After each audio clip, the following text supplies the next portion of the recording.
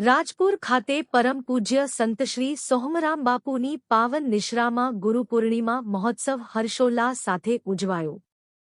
સમગ્ર ભારતવર્ષમાં આજે ગુરુ પૂર્ણિમાના પાવન દિવસની ધામધૂમપૂર્વક ઉજવણી કરવામાં આવે છે। આજના દિવસને વ્યાસ પૂર્ણિમાના દિવસ તરીકે મનાય છે, ત્યારે આજે અષાઢ સુદ પૂનમને બુધવાર તા 2/9/2026 ના રોજ સવારે ઓગળ તાલુકાના રાજપુર ખાતે આવેલ સંતશ્રી સોહમ આશ્રમના સંતશ્રી સોહમરામ બાપુ ગુરુશ્રી અરજણદાસ સાહેબની પાવન નિશ્રામાં ગુરુપૂર્ણિમા મહોત્સવ ભક્તિ, શ્રદ્ધા અને આધ્યાત્મિક ઉલ્લાસ વચ્ચે ઐતિહાસિક ભવ્યતા સાથે ઉજવાયો હતો। પરોઢથી જ ગુરુભક્તો રાજપુર આશ્રમ ખાતે ઉમટી પડ્યા હતા। સમગ્ર ધામ જય ગુરુદેવના ગુંજતા જયઘોષથી ભક્તિમય બની ગયેલ મહોત્સવ દરમિયાન પરમ પૂજ્ય સોહમરામ બાપુનું વૈદિક મંત્રોચ્ચાર સાથે વિધિવત પૂજન અર્ચન અને ભવ્ય આરતી સંપન્ન કરવામાં આવી હતી। ઉપસ્થિત સંતો મહંતોએ ગુરુ પરંપરાનું મહત્વ સમજાવતા ગુરુભક્તિને જીવનનો સર્વોચ્ચ માર્ગ ગણાવ્યો હતો। સદાચાર, સંસ્કાર, પરોપકાર અને આધ્યાત્મિક જીવનના મૂલ્યોને જીવનમાં ઉતારવાનો સંદેશ આપ્યો હતો। હજારો ભાવિક ભક્તોએ બાપુના પાવન દર્શન કરી આશીર્વાદ પ્રાપ્ત કર્યા હતા।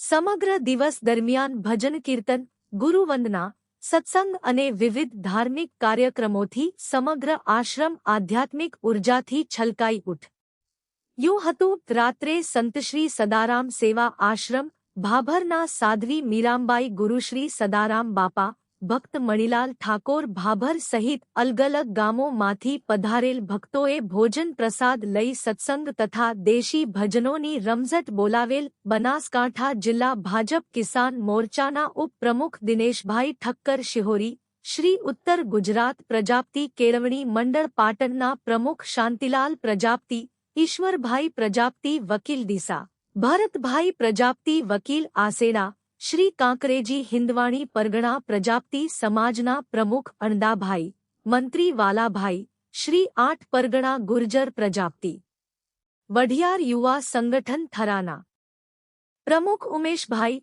ગુજરાત પ્રજાપતિ જાગૃત પરિષદ વિભાગ કાંકરેજ તાલુકા પ્રમુખ નટુભાઈ પ્રજાપતિ સહિત પધારનાર દરેક મહેમાનોને કંકુ તિલક કરી ફુલહાર પહેરાવી શાલ ઓઢાડી સેવક ભેમાભાઈ પ્રજાપતિ, પાંચાભાઈ પ્રજાપતિ વલસાડ, રમેશભાઈ પ્રજાપતિ કસલપુરા, રિટાયર્ડ શિક્ષક પસાભાઈ પ્રજાપતિ સિસોદરા વાળાએ સન્માન કર્યું હતું। બ્યુરો રિપોર્ટ નટવરલાલ સાથે મુકેશ ઠક્કર પાટણ।